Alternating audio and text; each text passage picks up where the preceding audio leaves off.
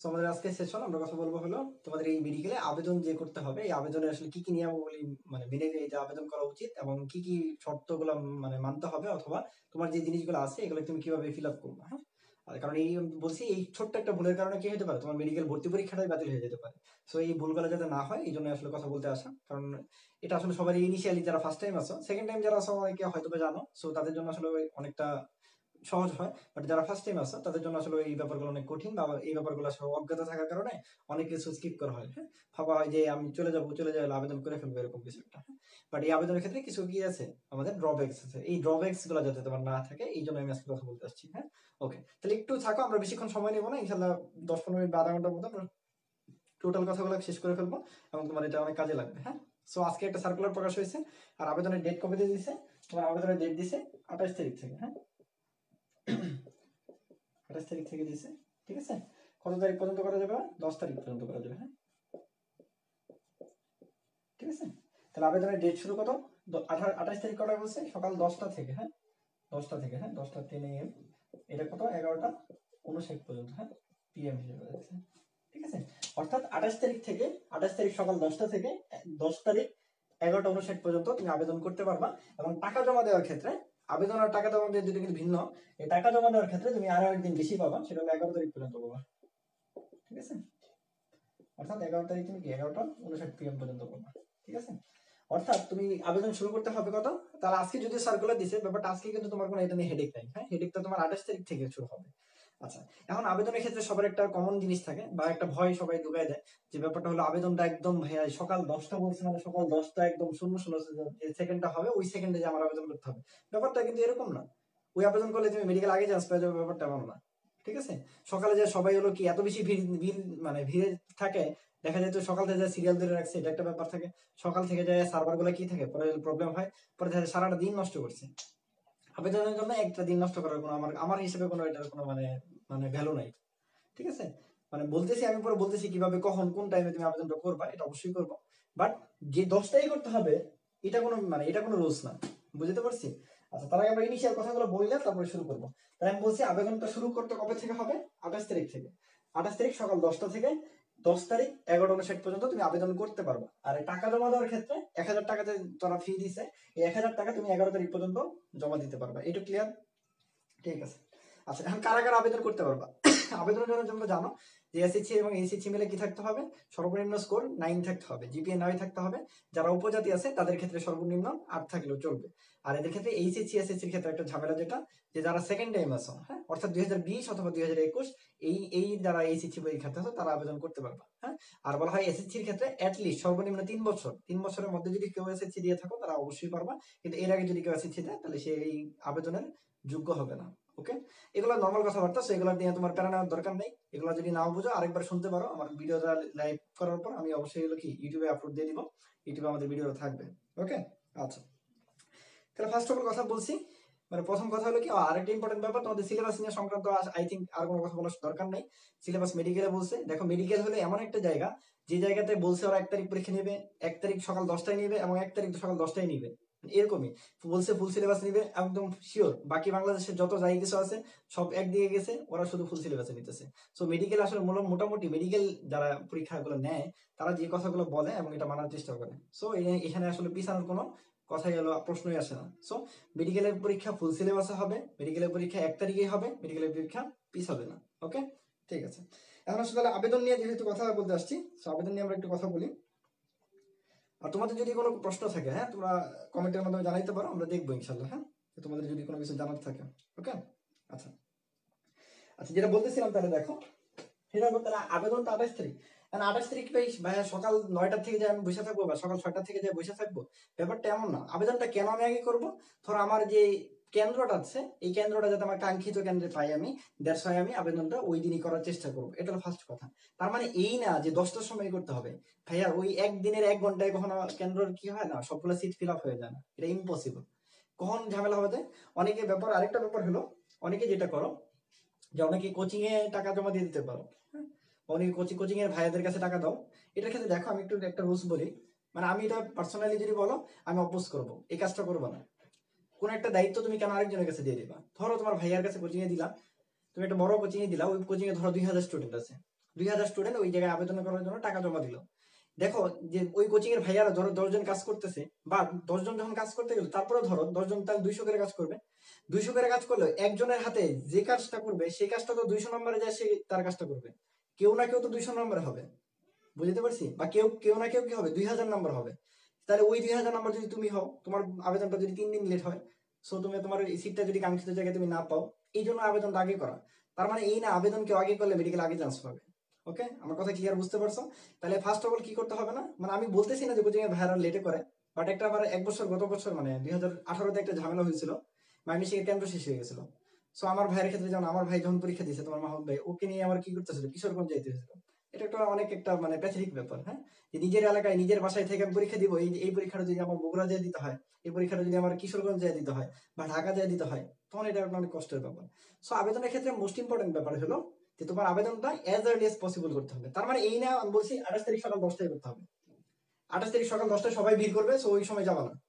আমার ভিডিও যারা দেখবা বা পরবর্তীতে যারা দেখবা, তারা এই জিনিসটা অবশ্যই মাথায় রাখবা। ব্যাপারটা হলো তুমি ওই 28 তারিখের মধ্যে করার চেষ্টা করবা। তার মানে 28 তারিখ সকাল 10টায় যা পড়ে থাকতে হবে, ব্যাপারটা এমন না। বুঝতে পারছি আমি? একদিন না, ইভেন 2 দিনেও কোনোদিন সিট শেষ হয়ে যায় না, ঠিক আছে? তবে অতটুকু রিস্ক আমি যাবো না। আমার কথা হলো তুমি অবশ্যই 28 তারিখের মধ্যেই ফিল আপটা করবো, এটা হলো আমার পার্সোনাল কথা।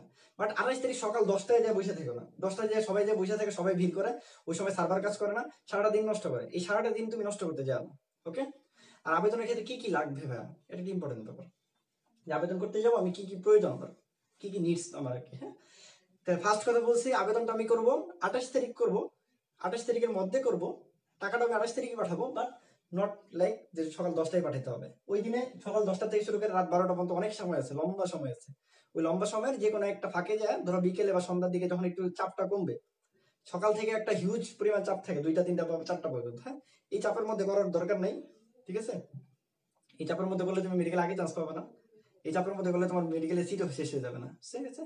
এটা কোনোদিনও সম্ভব না। একদিনে কোনোদিনও একটা কেন্দ্র, মানে একটা কেন্দ্র অনেকগুলো সিট থাকে, একটা কেন্দ্রে এতগুলো শিক্ষার্থী কখনোই থাকে না, হ্যাঁ? So আবেদন করে সিট শেষ হয়ে যাবে ব্যাপারটা এমন না। তবে এজ আর্লি এজ পসিবল করে ফেলানো ভালো, এতটুকু রিস্ক না যাওয়াই ভালো। এক্ষেত্রে দুই রকমের কাজ করতে পারো। যদি পার্সোনাল কোনো দোকান থাকে, ওই দোকানের কথা বলে রাখলা, তুমি গেলা সহজে, যাতে এজ আর্লি এজ পসিবল তোমার আবেদনটা করে ফেলতে পারে। বাট একদিনে বেশি লেট করাটা উচিত না, সর্বোচ্চ লেট করলে 2 দিন বা 3 দিনের মধ্যে করে ফেলবা। বাট কেউ 7 দিন পরে যদি করতে যাও, তাহলে তার মানে মনে রাখবা সে তোমার কাঙ্ক্ষিত জায়গায় কোনোদিনও কি পাবা না, কেন্দ্র পাবা না, ঠিক আছে? ধরো তোমার বাসা ময়মনসিংহ, তুমি চাচ্ছ যে ময়মনসিংহ পরীক্ষাটা দিবা, এক্ষেত্রে তখন তোমার কি হবে না, ময়মনসিংহের কেন্দ্র দেখবা ফিল আপ হয়ে গেছে, তখন তোমার পরীক্ষাটা অন্য একটা জায়গায় দিতে হচ্ছে। তাহলে এই ঝামেলাটা এড়ানোর জন্য এজ আর্লি এজ পসিবল করবো, বাট নট লাইক দ্যাট ওই সকাল 10টায় যাবো বসে থাকবো। বুঝতে পারছি? সময় নষ্ট করা যাবে না, কম সময়ের মধ্যে আবেদনটা করতে হবে, ওকে? তাহলে ফার্স্ট অফ অল আবেদন তাহলে 10 তারিখের জন্য বসে থাকা যাবে না, 11 তারিখের জন্য বসে থাকা যাবে না। আবেদন মেডিকেলের ক্ষেত্রে এত বেশি আবেদন হয়, দেখা যায় 28, 29, 30, মানে ধরো এখানে তো 28, 29 নাই, আচ্ছা যাই হোক, ধরো 1, 2, 3, মানে 2, 3 তারিখে দেখবো সব শেষ হয়ে গেছে, মানে সিট গুলো ফিল আপ হয়ে গেছে অনেকটা, হ্যাঁ? কিন্তু সবাই আবেদন করতে পারবে, বাট কাঙ্ক্ষিত জায়গায় পাবে না। এই জন্য তোমাকে এজ আর্লি এজ পসিবল আবেদন করে ফেলতে হবে, ঠিক আছে? এখন ভাই আবেদনের ক্ষেত্রে কি কি লাগবে, তাহলে আবেদন সংক্রান্ত এইটুকু বুঝছো? আচ্ছা, কি কি লাগবে, কি কি লাগবে এক্ষেত্রে দেখো, সর্বপ্রথম যে কথাটা, ব্যাপারটা হলো তোমাকে এলো তোমার যাইতে হবে, অথবা তুমি না যেও অনেক সময় আবেদন করতে পারো, বাট যেহেতু নিজের আবেদন, এই জন্য নিজেকে যাওয়াটাই হচ্ছে আমি জাজমেন্টাল মনে করি, ওকে? এই ক্ষেত্রে তোমার একটা পাসপোর্ট সাইজের ছবি লাগবে। এই ছবিটা দাও তো, তোমাকে আবার ব্যাক করে দেবে, জাস্ট স্ক্যান করে নিবে, ঠিক আছে? ছবিটার সাইজ হইতে হয় 300x300, এগুলো তোমার জানা লাগবে না, ঠিক আছে? এটা তোমার না জানলেও চলবে, কেন? এটা হলো কম্পিউটারের দোকানে যে আছে উনি সব জানে, সো তোমার এটা নিয়ে চিন্তা করার দরকার নাই।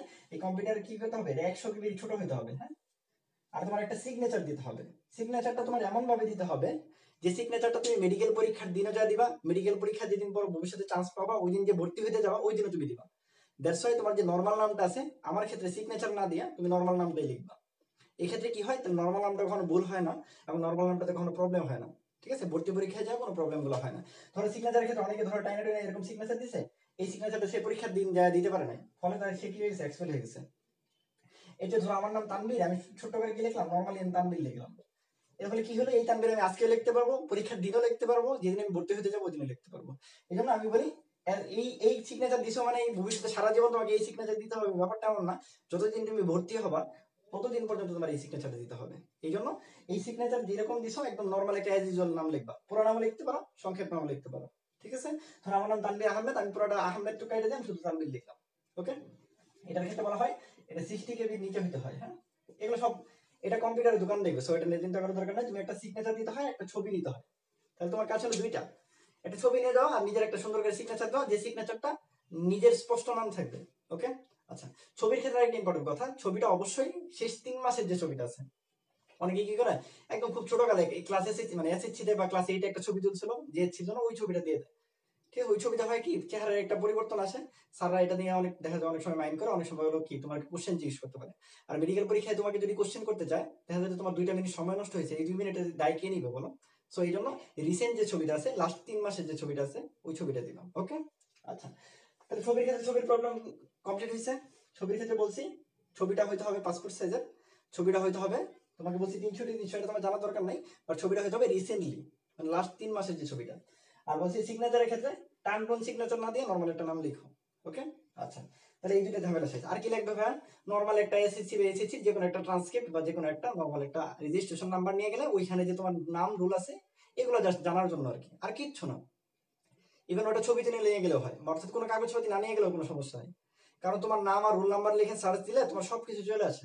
ঠিক আছে, আচ্ছা আর লাস্ট যেটা আরেকটা জিনিস আছে, তোমার একটা প্রেজেন্ট অ্যাড্রেস দিতে হয়, তোমার একটা পার্মানেন্ট অ্যাড্রেস দিতে হয়। ওকে, তাহলে এই প্রেজেন্ট অ্যাড্রেস আর হলো পার্মানেন্ট অ্যাড্রেস অনেকের ক্ষেত্রে একই দেয়, অনেকে ভিন্নও দিতে পারে। ধরো কেউ এখন প্রেজেন্টলি কোনো একটা জায়গা আছে, তাহলে ওই অ্যাড্রেসটা দিতে হয়। আর পার্মানেন্ট অ্যাড্রেসটা অবশ্যই তোমার যে জায়গায় পার্মানেন্টলি তুমি থাকো, যে জায়গায় তোমার জন্ম, তুমি যে জায়গায় গেলে তুমি ওইখানে ভোটার হবা ভবিষ্যতে, ওই জায়গাটাকে তুমি প্রেফার করবো। হ্যাঁ, এটা নিয়ে তেমন কোনো সমস্যা নাই, নর্মালি দিলেই চলে, এগুলো নিয়ে আহামরি কোনো সমস্যা হয় না। ওকে, এটা নিয়ে অনেকে চিন্তা করে কোনটাকে কি দিব, ভাইয়া প্রেজেন্ট অ্যাড্রেস পার্মানেন্ট অ্যাড্রেস একটা দিলেই হয়, তুমি যে জায়গায় থাকো ওটা দিতে পারলেই হলো, মানে থাকো তো কোনো এক জায়গায়, ওই জায়গাটা দিলেই হলো। ঠিক আছে, আর পার্মানেন্টের ক্ষেত্রে তোমার আব্বু বা আম্মু বা তোমার যে ফ্যামিলি, সে মানে পার্মানেন্টলি যে জায়গায় বসবাস করে বা পার্মানেন্টলি তোমার যে জন্মস্থানটা তুমি যেটাকে মিন করো ওইটাকে দিবা। ওকে, আচ্ছা এটা কমপ্লিট। আচ্ছা, এটার থেকেও বড় একটা জিনিস, যে জিনিসটা অবশ্যই ঠান্ডা মাথায় করতে হবে, সেটা হলো মেডিকেলের সিরিয়াল নাম্বারটা। এই জিনিসটাতে ভুল করার কারণে অনেকের অনেক ধরনের ভোগান্তিতে পড়তে হয়। এই জিনিসটা নিয়ে একটু কথা বলি, এই জিনিসটা তোমাদের একদমই অজানা, বাকি যতগুলো কথা বলছি ভাই এটা তুমি না জানলেও চলতো। যে জিনিসটা এখন বলবো এটা সবার জন্যই, তুমি যখনই ভিডিওটা দেখো এটা একদম ঠান্ডা মাথায় শুই না তারপর ভিডিওটা দেখবা। ওকে, ঠিক আছে,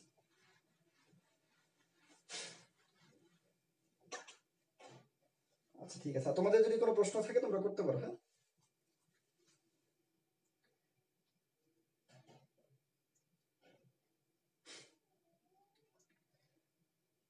আসসালামু আলাইকুম। আচ্ছা ঠিক আছে, ওয়ালাইকুম সালাম। এটুকু পর্যন্ত ক্লিয়ার আছে কিনা দেখো।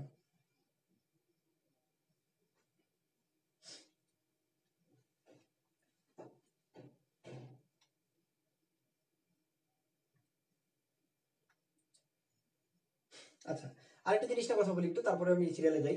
আরেকটা জিনিস হলো কোটার ক্ষেত্রে। কোটার ক্ষেত্রে দেখো, কোটার ক্ষেত্রে একটা ইম্পর্টেন্ট ব্যাপার হলো, সবচেয়ে বেশি ইম্পর্টেন্ট যে কোটাটা সেটা হলো মুক্তিযোদ্ধা কোটা। এই মুক্তিযোদ্ধা কোটার ক্ষেত্রে ভাই কি করবো আমি? হ্যাঁ, যদি তোমার মানে ব্যাপারটা হলো এরকম, সন্তানের সন্তান পর্যন্ত কোটা চলে, অর্থাৎ সন্তান তার পাওয়া যাওয়া পসিবল নয়, মানে এখন কি কেউ সন্তান থাকবে? সন্তান পসিবল না, সবকিছু কি নাতি বা নাতনিতে চলে গেছে। বুঝতে পারছি? তাহলে সন্তানের সন্তান পর্যন্ত এটা কি অ্যাপ্লিকেবল? বুঝতে পারছি? তাহলে মুক্তিযোদ্ধা কোটাটা সন্তানের সন্তান পর্যন্ত অ্যাপ্লিকেবল। বুঝতে পারছি? এবং যদি মুক্তিযোদ্ধা কোটা থাকে তাহলে তুমি শুধু দিবা। এবং এটাকে বলা হয়েছে 2020 সালে, 2020 সালে যেটা হলো লাস্ট মুক্তিযুদ্ধ মন্ত্রণালয়, বাংলাদেশ মুক্তিযুদ্ধ মন্ত্রণালয় 2020 সালে যে নথিটা মানে যে স্মারকটা প্রকাশ করছে, ওই স্মারকে যদি নথিভুক্ত থাকে ওই স্মারক নাম্বারটা তোমাকে দিতে হবে। আমি আবারও ক্লিয়ার করতেছি, 2020 সালে মুক্তিযুদ্ধ মন্ত্রণালয় একটা স্মারক প্রকাশ করছে, ওই স্মারকে যদি নাম্বার থাকে তাহলে শুধুমাত্র তুমি অন্তর্ভুক্ত হতে পারবা।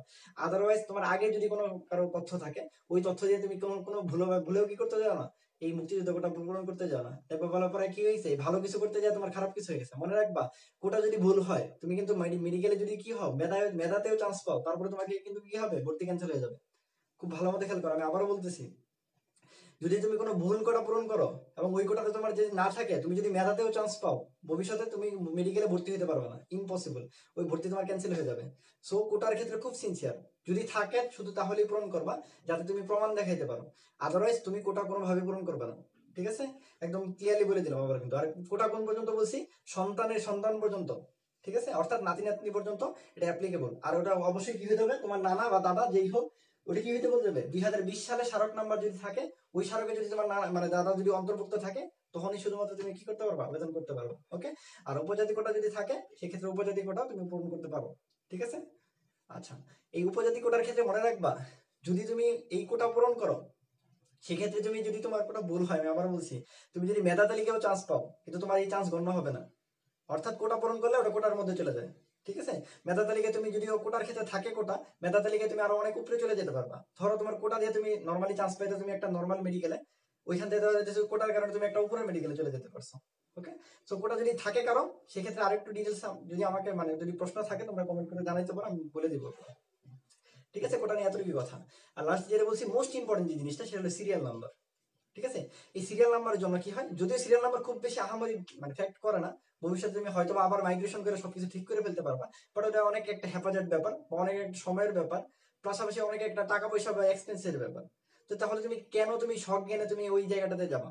সো তুমি যখন কোটাটা মানে তুমি যখন সিরিয়ালটা পূর্ণ করবা, এই সিরিয়ালটাতে তুমি অবশ্যই কি ম্যাক্সিমাম শুরুতে সুন্দর করে পূর্ণ করবে। এখন দেখো আমাদের মেডিকেল ধরতে গেলে আমাদের সিট আছে কত, 36টা মেডিকেল আছে। ধরো সরকারি গভর্নমেন্ট মেডিকেল কয়টা আছে, 36টা মেডিকেলে 1 থেকে 36 পর্যন্ত আছে, হ্যাঁ? বা যদি আরো একটা দুইটা বাড়ে তাহলে তুমি দেখবা 37-38 যদি হয়, এবার আবেদন করতে গেলে তুমি খুঁজে পাবা, আবেদন করতে গেলে ওটা সিরিয়ালি চলে আসে। সেক্ষেত্রে দেখো মোস্ট ইম্পর্টেন্ট যে ব্যাপারটা, কেউ যদি এরকম হয় যে না আমার ভালো লাগতেছে না, আমি শুধু ডিএমসি তে পড়বো, ঠিক আছে, অথবা আমি হলো সলিমুল্লাহতে এসএসএমসি তে পড়বো, মানে এই পর্যন্ত আমি পড়বো, তোমার সুরাট দিতে পড়বো, ধরো আমি দুইটাতেই পড়বো, কেউ কি করলো এখানে দুইটা কোটা পূর্ণ করলো শুধুমাত্র। ফলে কি হলো, তোর ডিএমসি তে 220টা সিট আছে, অর্থাৎ হলো সলিমুল্লাহ যে মেডিকেলটা আছে,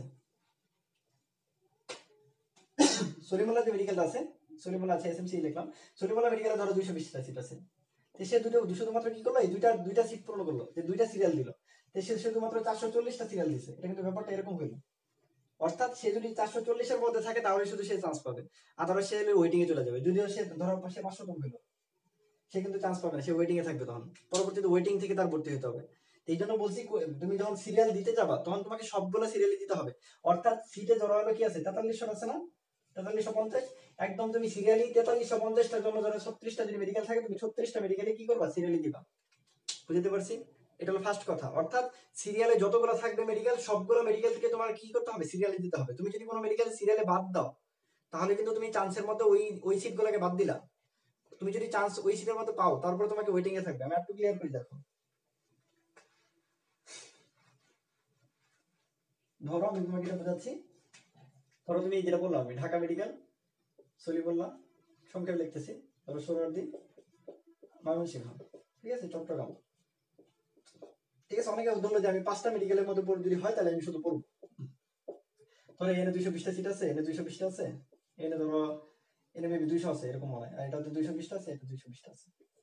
ধরো তুমি বলা যে আমি 5টা মেডিকেলে সিরিয়ালি দিব, বাকিগুলো সিরিয়াল দিব না, সিরিয়ালি আমি চয়েসই দিব না, তাহলে সেক্ষেত্রে কি হবে, তুমি যদি ধরো 200 এই 5টা কত 1000 বা 1200 সামথিং এরকম ধরো, হ্যাঁ, ঠিক আছে। অর্থাৎ তুমি 1200 সিটের জন্য শুধুমাত্র সিরিয়াল দিছো, তার মানে তুমি 1200-র পরে যদি তোমার সিটটা যদি 1300 হয়, সিরিয়াল যদি 1300 হয়, তারপর তুমি ওয়েটিং লিস্টে চলে যাবে। ঠিক আছে, এরকম অনেকেরই হয়েছে, কি হয়েছে, ঢাকার 5টা মেডিকেল শুধু সিরিয়ালি দিছে, সে সে হলো কি হয়েছে, এরকম 1500তম হয়েছে, কিন্তু নরমালি 1500তম কি মেডিকেল চান্স পাবে না, কারণ কি মেডিকেলের টোটাল সিট আছে 2350, মানে 4350, সে তো অবশ্যই চান্স পায়, কিন্তু সে কেন ওয়েটিং হয়েছে এই সব কারণে। সে কি করছে, পাকনামি করে 5টা দিয়েছে শুধুমাত্র। তো এই কাজটা করা যাবে না, এই জন্য কি করতে হবে, মেডিকেলের 1 থেকে 36 পর্যন্ত যতগুলো মেডিকেল আছে সবগুলোকে সিরিয়ালি দিতে হবে। এখন সিরিয়ালের ক্ষেত্রে কি আমি সবগুলোকে সেম সিরিয়ালে রাখবো কিনা, এখন এই ক্ষেত্রে দেখো আমি যেটা বলি, এক্ষেত্রে ইম্পর্টেন্ট ব্যাপার হলো পার্সোনাল চয়েসের উপরে ডিপেন্ড করে। ধরো আমি তোমাকে দেখাই, ধরো আমার বাসা ময়মনসিংহ, এখন আমার পার্সোনাল ড্রিম থাকতেই পারে যে আমি ঢাকা মেডিকেলে পড়তে চাই, এখন এই ক্ষেত্রে আমি তাহলে কি করলাম, 1 নম্বরে ঢাকা মেডিকেলকে রাখলাম, ঠিক আছে। তারপর আমার মনে হলো যে না, সলিমুল্লাহ মেডিকেল অনেক পুরাতন মেডিকেল, এইখানে আমি পড়তে চাই, তাহলে 2 নম্বরে এই সিরিয়ালটা রাখলাম। পরে আমার কাছে মনে হলো যে সোহরাওয়ার্দী মেডিকেল, আচ্ছা এখানে আমি পড়তে চাই, অথবা আমার যেহেতু ময়মনসিংহ আছে, এটা যেহেতু একটা একটু উপরে, সো আমি ময়মনসিংহটাকে 3 নম্বরে দিতে পারি। ফলে আমার কি হবে দেখো, আমি যদি চান্স পাই, চান্স পাওয়ার ক্ষেত্রে সোহরাওয়ার্দী মেডিকেলে চান্স পাওয়ার আগে আমার ময়মনসিংহ মেডিকেল চান্স হয়ে যাবে, অর্থাৎ আমার সোহরাওয়ার্দী মেডিকেলে আমার যাওয়ার আর কোনো প্রয়োজন নাই। এক্ষেত্রে ব্যাপারটা কি দেখো, একটু যদি ক্লিয়ারলি বলি, ধরো আমার পজিশনটা এরকম আসছে, তাহলে 220 আর 220 কত, 440 আর হলো 660, হ্যাঁ, ঠিক আছে। অর্থাৎ আমার পজিশনটা ধরো আসছে 600, তাহলে 600 অনুসারে আমি কই চান্স পাওয়ার যোগ্য দেখো, এনে 220 440 আর নাকি 200, তাহলে মোটামুটি আমি সোহরাওয়ার্দী মেডিকেলে চান্স পাওয়ার যোগ্য না। বাট আমি যেহেতু সিরিয়ালি 3 নম্বরে ময়মনসিংহ দিছি, আমার সোহরাওয়ার্দী মেডিকেলটা না দেখে সরাসরি কই চলে আসবে, ময়মনসিংহে চলে আসবে। কেন, আমি ভাবলাম যে যেহেতু আমার বাসা ময়মনসিংহ, সো আমি কি করছি, সোহরাওয়ার্দী মেডিকেলে স্কিপ করে আমি কি করছি, ময়মনসিংহ দিয়েছি। এটা তোমার পার্সোনাল চয়েস। আর যদি কারো মনে হয় না আমি সোহরাওয়ার্দী মেডিকেলে পড়বো, সেই তাহলে সে সিরিয়ালি দিবা, একের পরে এটা 2 নাম্বার দিবে, 3 নাম্বার দিবে, 4 নাম্বার দিবে। বুঝতে পারছি? অর্থাৎ তুমি সিরিয়ালে দিতে পারো, আর তোমার যদি পার্সোনাল চয়েস আছে যে না আমি সোলার মেডিকেলে আপাতত আমি এবার চাচ্ছি না, আমার বাসায় যেহেতু মাইমেসিং চাই। অনেকে কি করে ঢাকা মেডিকেলে পরে কি করে মাইমেসিং মেডিকেল দেয়, যে আমি হয় ঢাকা মেডিকেলে 220 যদি থাকি তাহলে হইলো, আদারওয়াইজ যদি না হয় তাহলে আমি একদম সরাসরি কি করবো মাইমেসিং মেডিকেলে চলে যাবো। ঠিক আছে?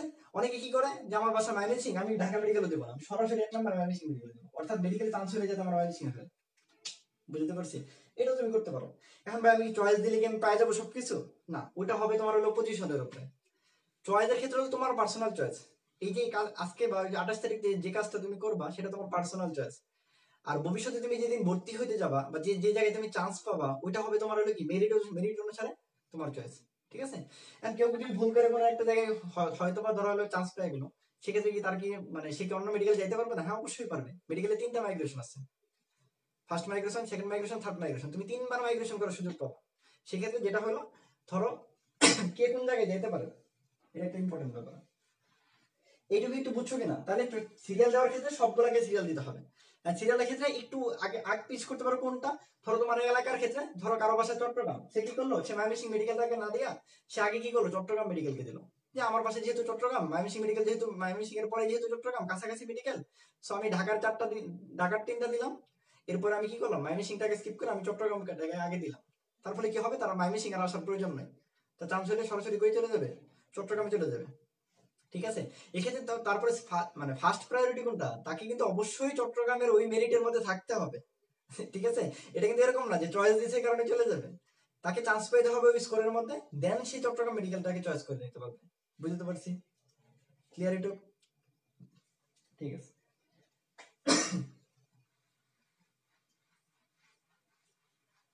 ধরো অনেকের বাসা কি আছে, ঢাকার মধ্যে আছে, অনেকে ঢাকায় থাকতে চায়। ঠিক আছে? আমরা জানি 1 নম্বরে কি আছে, ডিএমসি আছে, 2 নম্বরে সলিমুল্লাহ আছে, এসএমসি ধরো, 3 নম্বর সুরতি আছে, এসএসএমসি আছে, 4 নম্বর ধরো এমএনসি আছে। ঠিক আছে? অনেকে কি করে ঢাকার মধ্যেই থাকতে চায়, এই জন্য কি আছে এই 3টার পরে দেখা যাইতেছে কি আছে, ধরো হলো মুগদায় কিন্তু অনেক পরে। ঠিক আছে? এটা আসলে 11 নম্বর, হ্যাঁ এটা 12 নম্বর, ওরকম মুগদাকে নিলে মুগদা হলো 40, মানে এটা 13 নম্বর, 14 নম্বর, মুগদা হলো 40 নম্বর। হ্যাঁ, কিন্তু তারপরে কি করে অনেকে ঢাকার মধ্যে থাকার কারণে এই 3টার পরে দেখা যায় কি করে মুগদা মেডিকেল দেয়। বুঝতে পারছি? আমি আবার বলতেছি, অনেকে কি করে ঢাকার মধ্যে থাকার জন্য সে কি করে এই 3 নম্বরের পরে দেখা যায় সে কি করে 13 নম্বর পরে সে 40 নম্বরটাকে টান দিয়ে নিয়ে আসে। কেন? তার পার্সোনাল চয়েস হলো মুগদা মেডিকেল। কেন? কারণ সে ঢাকার মধ্যে থাকতে চায়। এটা তোমার পার্সোনাল চয়েস হইতে পারে। ধরো তোমার বাসা ময়মনসিং, এই জন্য কি করে অনেকে কিশোরগঞ্জকে আগে রাখে, কারণ কিশোরগঞ্জ যদিও 30 নম্বর, ঠিক আছে, মেডিকেলের সিরিয়ালটা 11 নম্বর থেকে শুরু হয়। বুঝছো?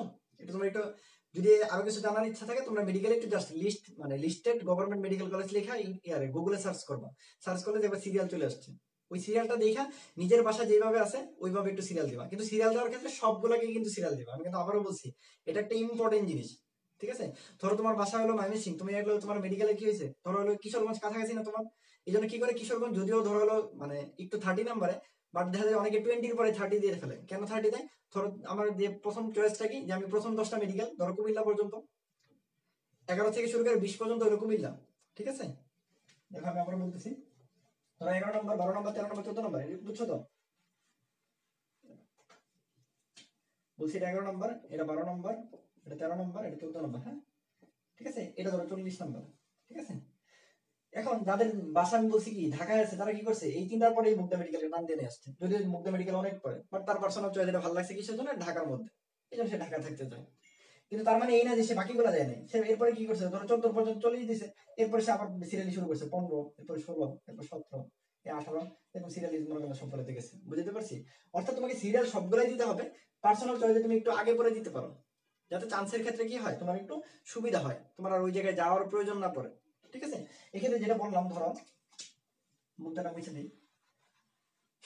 ঠিক আছে? এরপর ধরো এরকম তুমি যাই 20 পর্যন্ত কুমিল্লা আছে। হ্যাঁ, ঠিক আছে, কুমিল্লা আছে, 20-এ কুমিল্লা আছে। এরপর তুমি চিন্তা করলে কি কুমিল্লার পরে কুমিল্লা পর্যন্ত 10টা বড় মেডিকেল, এরপর আমি আর দূরে অন্য কোথাও যাইতে চাই না, এরপর আমি পার্সোনালি কি চাই কিশোরগঞ্জ মেডিকেলকে চাই। এই জন্য আমি ধরো ফরিদপুর বা ওই যে মাঝখানে কি আরো একটা মেডিকেল আছে, দিনাজপুর, ফরিদপুর, পাবনা, যেহেতু এগুলো অনেক দূরে দূরে, তো আমি যেহেতু ময়মনসিং এর ছেলে বা মেয়ে, সো আমি কুমিল্লার পরে আর চাচ্ছি না আর বাকিগুলোতে যেতে। এটা আমি কি করলাম 20 নম্বর পরে আমি কি করলাম 30 নম্বরে কি করলাম কিশোরগঞ্জ মেডিকেলকে দিলাম।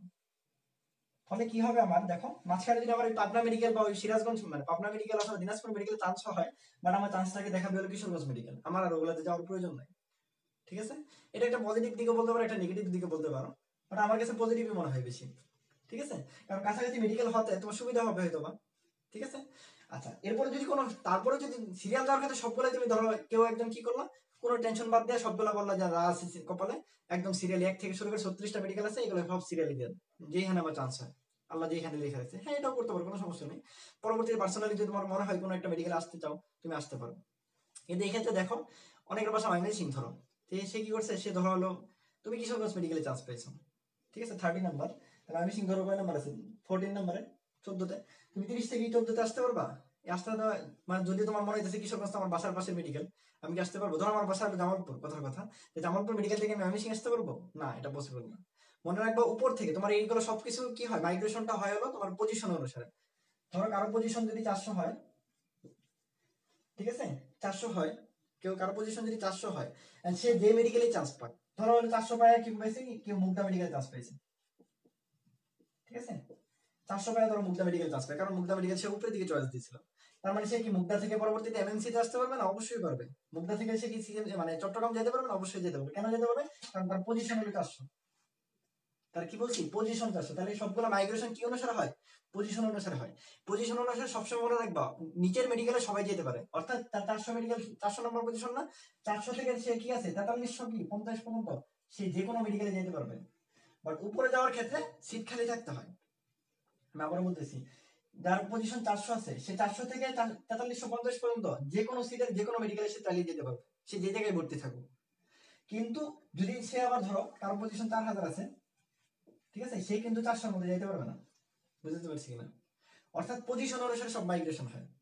আর উপরে যাওয়ার ক্ষেত্রে ব্যাপারটা কি হয়, উপরে যাওয়ার ক্ষেত্রে খুব বেশি মেডিকেল মানে যাওয়া যায় না, ঠিক আছে, কিন্তু নিচে যাওয়ার ক্ষেত্রে সে যে কোনো মেডিকেল যেতে পারে। ধরো কেউ ঢাকা মেডিকেল চান্স পাইছে, সে বাংলাদেশের প্রত্যেক মেডিকেলে সে মাইগ্রেশন পারবে। বুঝতে পারছি? ধরো আমার ময়মনসিং মেডিকেল চান্স পেয়েছে, আমি যদি ঢাকা মেডিকেলে মাইগ্রেশন দেই, এই ক্ষেত্রে কিন্তু আমার পাওয়ার পসিবিলিটি নাই বললে চলে, জিরো। কারণ কেন, আমি ঢাকা মানে ময়মনসিং মেডিকেলে ধরো কি আছে, যে পজিশন আছে এখান থেকে ঢাকা মেডিকেলে যাওয়ার পসিবিলিটি খুবই কম। ঠিক আছে, এই ময়মনসিং থেকে সর্বোচ্চ সোহরাওয়ার্দীতে যাওয়া যায়, ঠিক আছে, সোহরাওয়ার্দী থেকে কেউ সর্বোচ্চ কি সলিমুল্লাহ যেতে পারে। অর্থাৎ উপরে ওঠার ক্ষেত্রে 1-2 মেডিকেলের বেশি যাওয়া যায় না, কিন্তু নিচে যাওয়ার ক্ষেত্রে তোমার নিজে তুমি সব মেডিকেলে যেতে পারবে। মানে নিচে বলতে কোনটা, এই যে সিরিয়ালটা দেখে নেবো তোর আজকে, হ্যাঁ একটু just listed government medical college লেখা গুগলে সার্চ দিলে দেখবা সরাসরি সিরিয়াল চলে আসছে। ঠিক আছে, আর এগুলো সবকিছু কি হয়, পজিশন অনুসারে হয়।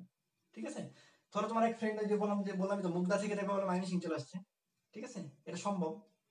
ঠিক আছে, কেন সম্ভব, কারণ মুগদা যদিও ময়মনসিং এর ব্যাপার, কিন্তু পজিশন কি ছিল 400 ছিল। সো এই ব্যাপারগুলোতে একটু হিজিবিজি আছে, বাট এটা নিয়ে এত হিজিবিজি চিন্তা করার দরকার নাই। সহজ কথা যেটা, লিস্টেড গভর্নমেন্ট মেডিকেল কলেজ লিখে সার্চ দিবা। এরপর যেটা বলছি, তোমার যদি বাসা যেই যার যে এখানে হয়, কারো বাসা রাজশাহী, সেই জন্য কি করে ঢাকার 3টা দেওয়ার পরে সে কি করে ময়মনসিং আর চট্টগ্রাম না দিয়ে সে সরাসরি রাজশাহী দেয়। কেন, যাতে তার পরবর্তীতে ঢাকার ওই 3টার পরে যাতে রাজশাহী চান্স হয়। বুঝতে পারছি? কিন্তু সিরিয়াল দেওয়ার ক্ষেত্রে পরবর্তীতে কিন্তু অবশ্যই এমএমসি বা মানে চট্টগ্রাম এগুলো কিন্তু রাখতে হবে। তোমাকে সিরিয়ালে ওই 36টাই রাখতে হবে, বাট তুমি আগে পরে করে নিতে পারো। আগে পরে ক্ষেত্রে কিভাবে করবা, আগে পরে ক্ষেত্রে একদম তোমার পার্সোনাল চয়েস। যেমন আমি বলছি আমার বাসা ময়মনসিং, যেমন আমি পার্সোনালি কি করছিলাম, ডিএমসি সলিমুল্লাহ, তারপর সোহরাওয়ার্দীটা না দিয়ে আমি কি করছিলাম, আমার সিরিয়ালটা এরকম ছিল 11, এরপর আমি দিয়েছিলাম 12, এরপর আমি 14 দিয়েছিলাম। ঠিক আছে, তার ফলে আমার কি হয়েছে এসএমসি টা যাইতে হয় না। ঠিক আছে, এটা তুমি দিতে পারো। অনেকে আমি কি করছিলাম পরবর্তীতে কি করছিলাম, কিশোরগঞ্জটা কি করছিলাম 20-এর পরে দিয়েছিলাম, 20-এর পরে 30 দিয়েছিলাম, এরপর আমি 21, পরে 22, পরে 23, পরে 24, এরকম 25, 26, 27, 28, 29, পরে 30 না দিয়ে কি হবে 31 হবে, কারণ 30টা আমি সামনে নিয়ে এসেছি এই আর কি। পরে 31 এর পর 32, পরে বাকিগুলো সব সেম, হ্যাঁ 33, 34, এই 35, এই 36, বুঝছো? এটা হলো সিরিয়াল। বুঝতে পারছি আমি? তার মানে তোমাকে পার্সোনাল চয়েসে তুমি আগে পরে করে নিতে পারো, এই আর কি। এটা একটা অনেক ইম্পর্টেন্ট ব্যাপার, এই ব্যাপারটা অনেকে কথা বলে না, এই জন্য একটু তোমাদের বলতে আসছি। আর কোনো কিছু জানার থাকলে আমাকে জানাইতে পারো।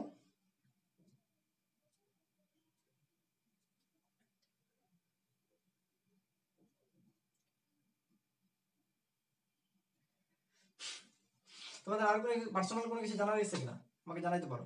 আর আমি কি বলছি, 28 তারিখ আবেদনটা অবশ্যই করবা, বাট নট লাইক যে সকাল 10টায় যাবা, 10টায় যে সারাদিন বসে থাকার দরকার নেই। একটা ফ্রি টাইমে তুমি ওর দরকার বলে একটা নাম্বার নিয়ে রাখো যে কোনো একটা দোকানের, ওই ভাইয়া যখন ফ্রি থাকে ওই ভাইয়াকে কল দিয়ে তুমি চলে যাও, ওই দিনের মধ্যে তোমার আবেদনটা করলেই হবে। ঠিক আছে, আর আবেদনের ক্ষেত্রে মানে সেন্টারটা খুব ইম্পর্টেন্ট। সেন্টারটার ক্ষেত্রে তোমার বাসায় যদি ময়মনসিং হয় তুমি ময়মনসিং দিবা, তোমার বাসায় যদি রাজশাহী হয় তুমি রাজশাহী দিবা, তোমার বাসায় যদি ঢাকা হয় তুমি ঢাকা দিবা। বুঝতে পারছি? এটা নিয়ে কোনো প্যারা নেই। হ্যাঁ, এটা বুঝছো তো? তোমাদের ক্ষেত্রে মোস্ট ইম্পর্টেন্ট যে আজকে যে সেশনটা, এর মোস্ট ইম্পর্টেন্ট যদি ব্যাপারটা বলো তাহলে হলো সিরিয়াল দেওয়ার ক্ষেত্রে। হ্যাঁ, অনেকে 5টা সিরিয়াল দেয়, অনেকে 7টা সিরিয়াল দেয়। এই ভুলটা করো না। যতগুলো মেডিকেল আছে সবগুলোকে সিরিয়ালে দিবা। তার মানে তুমি সবগুলা 4350টা সিটের জন্য তুমি যুদ্ধ করলা। আর যদি তুমি 5টা দাও তাহলে 5টা দিলে তো কমাই দিলা তুমি ব্যাপারটা। তারপরে তোমার দেখবা চান্স পাইছো, তোমার পজিশন 1500, বাট তোমাকে ওয়েটিং লিস্টে দেখাচ্ছে এইসব কারণে। আচ্ছা, আরেকটা কথা তোমাদের বলিনি, সেটা হলো জেলা কোটা। জেলা কোটা নিয়ে এটা একটা অনেক ভুল ধারণা আছে।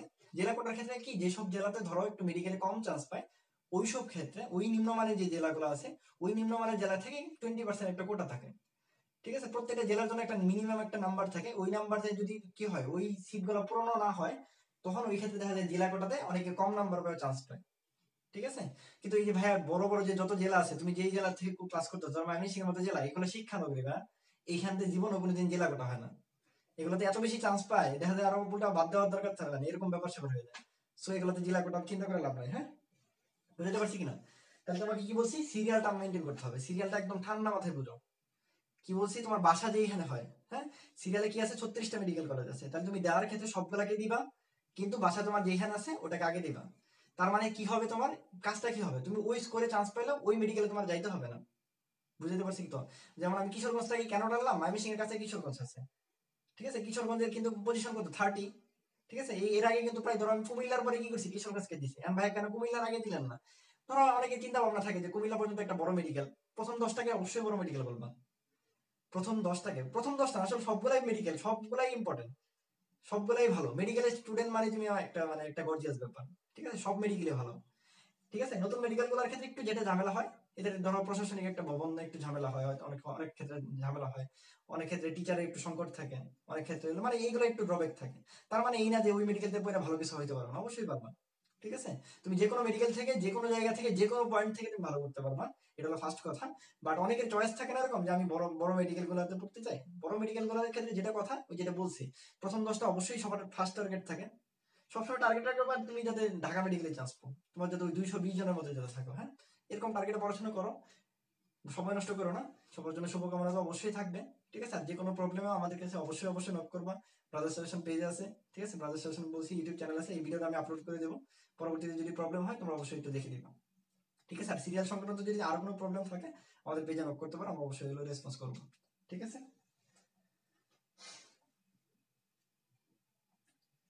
আর তোমাদের কিছু জানার আছে বলো, তাহলে যদি থাকে তাহলে আমি নাহলে ক্লাস শেষ করবো। হ্যাঁ,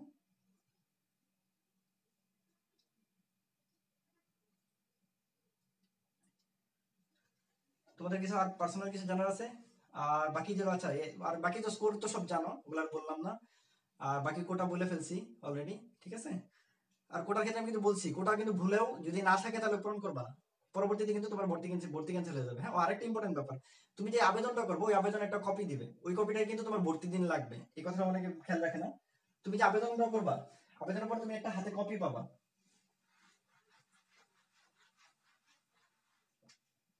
কি বলছে, আবেদনের পর তুমি একটা, ওই তোমাকে একটা কপি দিবে। হ্যাঁ, ওই কপিটা তুমি অবশ্যই অবশ্যই সংরক্ষণ করবা। হ্যাঁ, ভর্তি পরীক্ষার দিন এই কপিটা লাগে।